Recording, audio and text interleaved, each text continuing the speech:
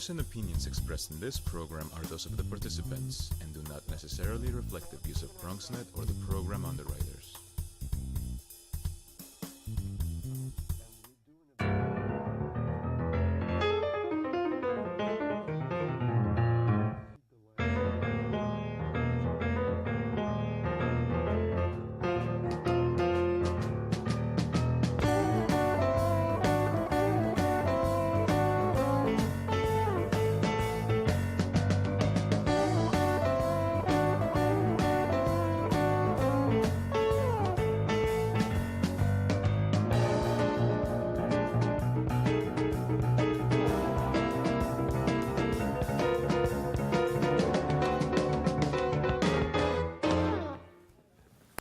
Good evening and welcome to Bronxtalk. Over the past few decades, there has been a we'll do it ourselves movement in the Bronx, meaning we use our own not-for-profit groups, crafted around our own lifestyles, to help empower each other to do better. Tonight's show is about a unique program that reaches out to Bronxites, where in laundromats, the people running the Laundromat Project bring art programs and other empowerment initiatives to Bronx people right where they have time to listen and think and be creative.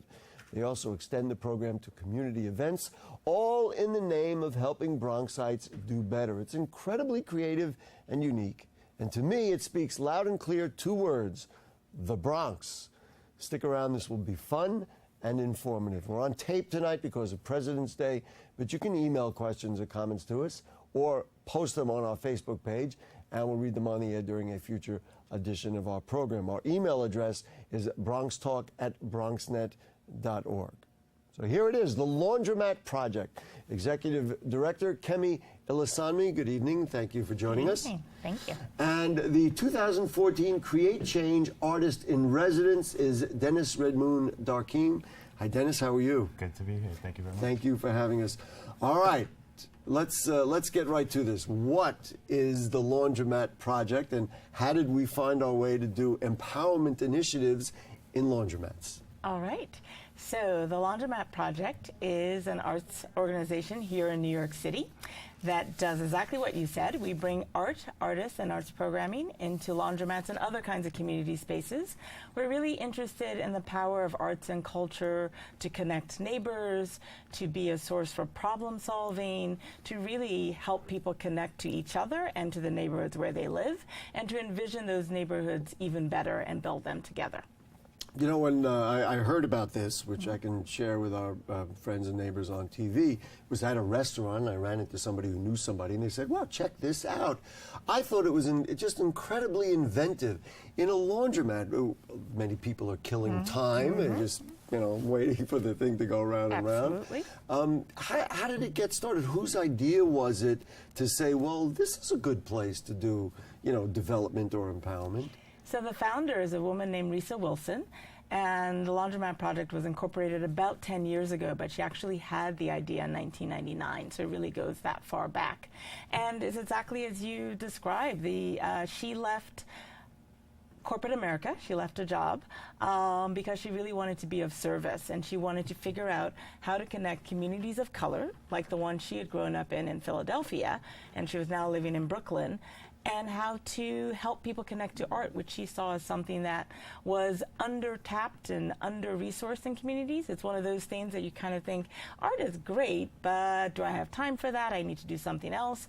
So she wanted to be able to actually bring art to people instead of having them go to museums, and started thinking through where would be a space where people would be open to it. And laundromats kind of came up in a city like New York, where there are about 2,800 laundromats across the city.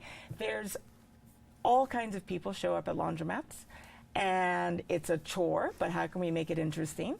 So we started doing projects in laundromats in 2006. And the reason that it's so effective in that particular space, I guess, is rather obvious and based on some of the things I said. So maybe you can articulate in your own words, though, what is it about this experience of sitting and waiting for your clothes to be done that makes this so effective? Well, one of the things is that it's a time when people are looking for something to do, or at least open to the idea of doing something different than just sitting there and watching. Because it's one of the rare moments when people are killing time. Indeed, indeed. And all kinds of people show up. So it's kids with their parents, it's older people, it's men, it's women. There's just a whole mix of people. But one of the interesting things that we've learned over time and talking to our artists who we commission to do projects in those spaces, and Dennis will tell you about his, but we've had film festivals, we've had photo booths, we've had oral history projects, is that those kinds of projects give people an opportunity to speak to one another that might not cross the barrier of speaking to someone just because. Because otherwise you're standing in that laundromat, the clothes are going around, and you kind of, well, okay, maybe you'll be nice to somebody and, you know, say something like, are you done with the, you know, that hamper or whatever it is. But you're saying that it really binds the laundromats together. All right, Dennis, let's talk about you now. As I understand it, you were, and as the way I described it before the show, you were on the receiving end of this program to begin with. Like, I hate to put it this way, they discovered you in a laundromat. Is this true? Yeah, this is true. This is true. I am I was a 2014 Creative Change resident, and I started with my project called Good Trade. And Good Trade. Good Trade. And what it is exchanging and trading information and trading items that I created with items on people's personal, their own belongings, and asking a story to relate. And I took these stories and created other types of art, which were two-dimensional sculptures, but it was more about engaging what these items represented to them, and listening to the stories that went along with these items, and then see how these items traded within my residency. We have a little video now, and I guess the Laundromat Project produced the video. It wasn't done by an outside people. We're going to show that it's like a 2-minute video which describes this particular project. Before we get to that, how did you come up with this idea to do the Good Trade and the Good Trade project, which ultimately then was adopted by the laundromat folks because this is what they do? It's a project that I've been doing for 2 years now, 2.5 years, and it started, my background is a very mixed background, and it started from my family, and it was the idea of trading within my family traditions, things that's been along that have been adapted within my family, and to know what's what, and to also pass these traditions down to the younger generation. So, and it was more with storytelling and foods and recipes, but I wanted to do this more within my artwork. And I have to say, this to me, as I said at the outset, this is such a Bronx thing that people come up with something unique and different, and they're thinking creatively, something about in the air or something in our communities does this. All right, so we're gonna watch this video about Dennis and Good Trade, and then we'll get back. The real question that I want to have them answer, which we will do after we watch the video, is, you know, aside from the obvious things, what is the larger picture and why this is good for us and for the world that they do this in the Bronx laundromat? So here we go. Let's take a look at this video.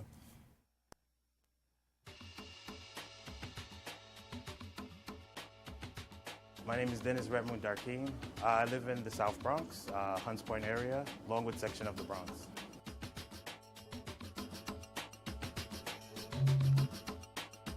My Create Change project is called Good Trade, and what it is changing and exchanging and also questioning the idea of what is valued in my community.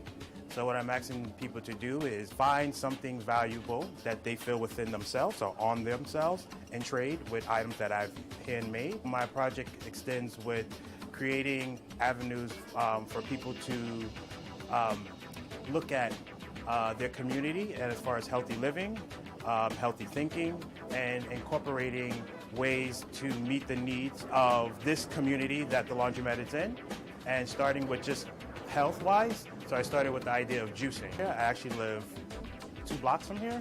I've grown up in this area, so I'm pretty much aware of, you know, the things that are going on, the needs that are happening, things that are upcoming. So I kind of feel like my art can take an avenue within these changes that are happening within my community. I grew up with kind of a hate and love with the laundromat. My moms would send me every holiday. So think about Christmas, Thanksgiving. Early that morning, I'm in the laundromat washing clothes. So the laundromat became a familiar place. Interacting with each other as a community not really existing anymore. So I think bringing art within the laundromat is important, and I feel that it brings people together, it brings people talking, it creates dialogue, and sometimes I think people don't realize they are experiencing art, and it also pushes the idea of what is art. My goal, what I wanted to do was this project, continue this as a traveling project, and hopefully be able to travel maybe someplace like Florida or maybe Cuba with the items that I have traded, and just kind of see this trans happen from items from New York to like a Caribbean island, and see the difference of belongings, things, and the idea, the understanding of value.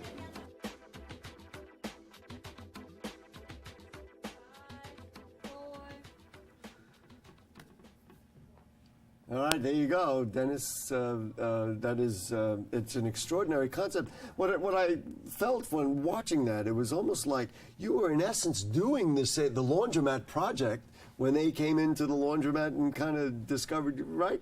In essence, you had a vision for this project, right? Yeah. The vision was something that should be ongoing. I wanted to be ongoing, actually a traveling project, and I felt that to create a larger community, the Laundromat Project would have been, well, it was an amazing opportunity to get a larger community, and also using my own community where I live at. Which is in Longwood. Longwood, yeah. I live in the South Bronx, so I feel that art is around every day, and I think sometimes people have this idea about art, and like it needs to be in a museum or a gallery, but sometimes art happens right in front of us. Some of the best of it is, of course, being created by people in laundromats. Just one last word about the trade, and then I want to get back to the larger picture question. What's the most interesting exchange, or what has? Give me something about it that, like, somebody brought in this and that was like interesting or startling, or give me a trade that was really interesting. At the laundromat, I believe like the youth. Some of the stories to hear like about children and things that they experience, and it made me say like, wow, how times have changed, and things that I experienced as a young child. I don't think so many young children experience now just because of the idea of media and computers and technology. But I think the stories from the young people in my neighborhood were pretty amazing, and I think those were like amazing trades. And the kids must be, we're showing some pictures of some of the kids. The kids must be thrilled to be able to engage, right? Yeah, to come to a laundromat and be able to color or paint or play music, or I think it was something completely different from just going to the laundromat and waiting around or being on the iPad or something. I'm going to read something off the website when we get right back to talking about the larger picture, and that is using arts and culture to build community networks, solve problems, and enhance our sense of ownership in the places where we live, work, and grow. Well, how does this, kind of larger thing come out of just, kind of going to laundromats and doing nice stuff? Very good question. So just That's why I get paid. So just to draw back to that bigger picture, like you're saying, we work on two sides of the coin. So we really are interested in connected to neighborhoods. So Longwood, Hunts Point being one of them, Bed-Stuy and Harlem being the other two that we're really connected to. And in each of these neighborhoods, what we're interested in is working with artists, and really working with artists as citizens and artists as neighbors in those communities. So it's not just kind of you become visible by doing this work. And then we're also interested in everyday people who don't think of themselves as artists, and really combining those two groups of people. And the common denominator is that we're all creative, whether we think of ourselves as artists or not. And that we have creative capacity, and it's as fundamental as our ABCs. So any of us, because there are those of us who go, I'm not an artist, I can't do anything, I don't do this, I don't do that. And it's kind of stop with the don'ts, but really instead think about what are the amazing creative things that we actually do have that we can bring to what we do, and to creating the community that we're interested in. So for instance, Dennis is talking about kind of connecting to the kids, and they're telling these amazing stories. He also had a flutist and juicing and all these other ways of saying these are all creative moments. Telling a story is creative. Playing a flute is creative. Being able to give a trade is creative. And being able to connect to one another so that you can actually combine that collectively is something that we're really interested in. You know, some of the pictures that we're showing are pictures of outside events and things like that. So, you know, we've talked about kind of this romantic idea, I suppose, of, being in a laundromat, but now you've taken it outside and made a larger community. Yeah. Talk to me about some of those things. Indeed. So we actually work in laundromats, yes, but we also partner with libraries. We just had an after-school program at a library recently. We have an annual festival we call Field Day.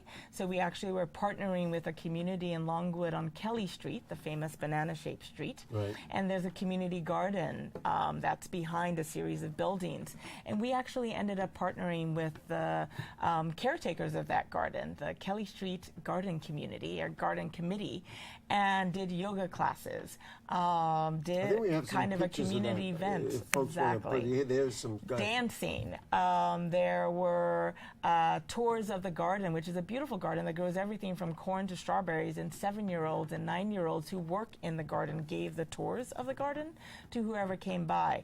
There was a story circle that was about envisioning what this neighborhood has been and what it could be in the future, so all of those things. Do you get the same people each time? In other words, I mean, I don't know, families may do the laundry at the same time every week. Do you go back and see those people, or you're just there at a period? What is the structure of how it works? Or do you just, like, look, when we get a chance, we go in there, and then whoever's there participates?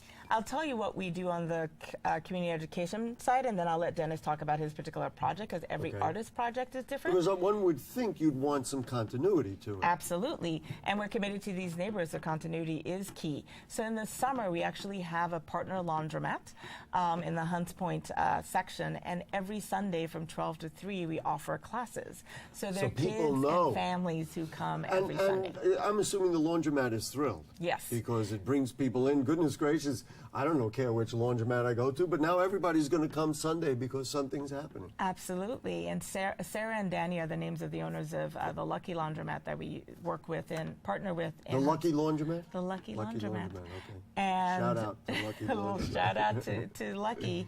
And they live in the building. They have a child under the age of 2, so they're really committed, and this is their neighborhood. So it's not just that their laundromat is set apart, but they actually are they're interested in creating a space that other kids from the neighborhood can come by, where their own child might be able to play and dabble in artwork, and really committed to that as a larger idea. So I'm guessing that people come down there even if they don't have to wash clothes. And I'm also guessing that these are some of the cleanest neighborhoods, people with spiffy looking duds. So now let's talk about the continuity. And do you get the same people? Do you say, hey, I'm going to be back there at another time? Or you just kind of say, keep coming to the laundromat because one day I'm going to show up? So my process, what I did, I created flyers. And in these flyers also created questionnaires where I wanted to know what are some of the things that the community wanted to see. What were some of the needs? So I used some of the ideas of... Like what? What did they... I'm always interested in what people They say. wanted to know about, what some of the healthy options within the community. They wanted to know what was the idea of gentrification. They wanted to know, there was these different questions that would come up about affordable living. So, and I would kind of incorporate this within my project, and also the idea of learning music. Someone wanted to, they want to learn how to play the guitar. So it was the idea of connecting these questions to creating an outcome for the community. And like I said, the flyers were the main way I reach, but also using Facebook and social media my laundromat, the Longwood Laundromat, had its own Facebook.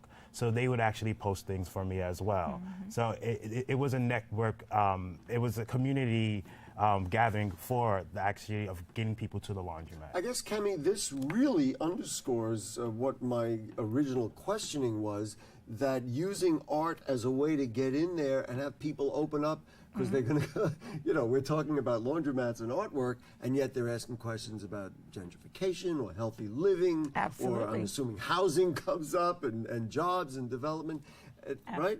Absolutely true, and that's actually what the core of what we're trying to get at, and saying that art is a part of that conversation.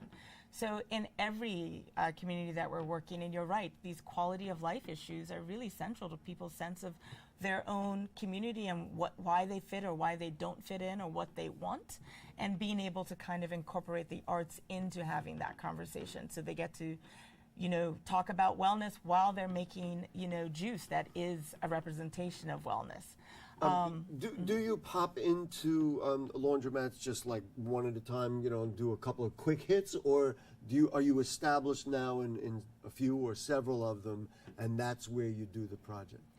For our arts education work, which is where we do arts classes for kids and their adults, we have partnered. So again, Lucky Laundromat is our partner in the Bronx, and we really want to be able to come again every summer, and hopefully even extending beyond that, and really be a presence. For our artists in residence, the artists in residence actually select the laundromat that they work in, because he lives closer to the Longwood laundromat, right. So that he chose the one that was close to him. Or sometimes they might have something they actually want in a laundromat setting. We had an artist in Jackson Heights in Queens who was planning to teach yoga, and she did. So she needed a laundromat that actually had space for her to hold a yoga class. So then you went, it's just fascinating. So you went around and found a laundromat that fit. Give me an idea of the scope of this. So how many laundromats are you in, and how many people you serve? Just give us all a picture, and certainly we love Jackson Heights, Queens. We're really interested in the in BX, the Bronx. in the I do BX, understand. I do understand. So just because we do work, citywide, we serve about 6,000 New Yorkers in any given year. Amazing. And that, kind of divides, not necessarily evenly, but across these three neighborhoods. We serve, over 10 years, we've done about 32, we've worked with about 32 laundromats across the city, so there's plenty more. And how many in the Bronx? We've worked in about 3 or 4 in the Bronx. Okay. Yeah. And Dennis was only actually our second year of working in Hunts Point, but we've also worked in Mott Haven with 2 artists, Liz Hamby and Hatway Furman Ramos in Mott Haven, who did a great project called Mind the Gap. So we've been kind of building up our presence in the Bronx over the last few years. Sounds very British, as a matter of fact. So this idea of create change artist in residence, so this is an award or a grant or something? It's an application process, actually. Application. Yeah. So there was there one for previous years, and I guess there will be one for this year, and it all comes out of this project. Absolutely, absolutely. Dennis, for you, what do you want to see next out of this? Like keep doing the same thing? Do you have a vision about, expanding it or changing it? Or, gee whiz, if I could be in a laundromat in, Bedford Park, I would do that? Or give me a global vision for you. For my project? Sure. My project, yeah. The idea is I would definitely love to take this to other laundromats, or maybe just other community where people are engaging, where people come together. So different events where we can engage about art, or just what's going on in the community, or what's going on with self, and just explore the idea of how art and self relates to each other. And to me, I hate, because this is what I do, I hate to keep pushing it, but I love the idea. It's much like you say a child will do better in school if they have artwork, because their mind is free, they've been creative, and so now they're more receptive to talk about gentrification or housing or economics. I'm assuming you like the idea of continuing to use this dialogue for those ultimate ends. Yeah, I definitely love the idea of engaging and very much opening dialogue, and just have people talk about things that are going on, things that they feel are important or just not important, or things that they feel that they have no control of sometime, and how can we change that? Well, somebody who hosts a show called Bronxtalk would certainly endorse that concept, I assure you. Kemi, so just to wrap it up, give me what you want people to walk away with. Let's get the website up there and talk about all the initiatives and how you see this growing. We're going to get to more laundromats. You're going to do more projects. Give me the vision, the long-term vision. Absolutely. So we just actually last week wrapped up our application process for artists to work with this year. So we're really excited to go through a selection process. We'll know. And how many were there? We will work with about 5 projects this year across the city. At least one of those will be in the Bronx and possibly must more. Be. Yes, absolutely, every year. So we'll know more about that later in the spring. One of the things that we're really excited about is Dennis will actually be continuing to work with us on Kelly Street, doing a project with the community garden that I mentioned earlier. And that actually is going to be ongoing through the end of the year. And that was a really exciting partnership and development that grew out of last year's project and the success of last year's the project. website is laundromatproject.org, and there are contacts. So if you have your laundromat out there and you say, gee whiz, what a great idea, which it is, we want to do that in our neighborhood, that's the way to start the dialogue going.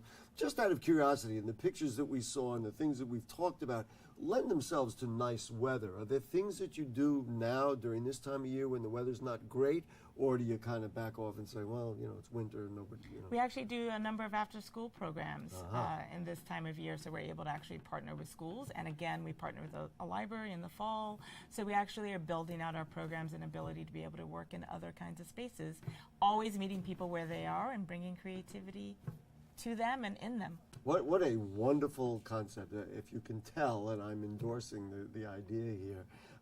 Kemi Ilasanmi, thank you so much for bringing us the Laundromat Project.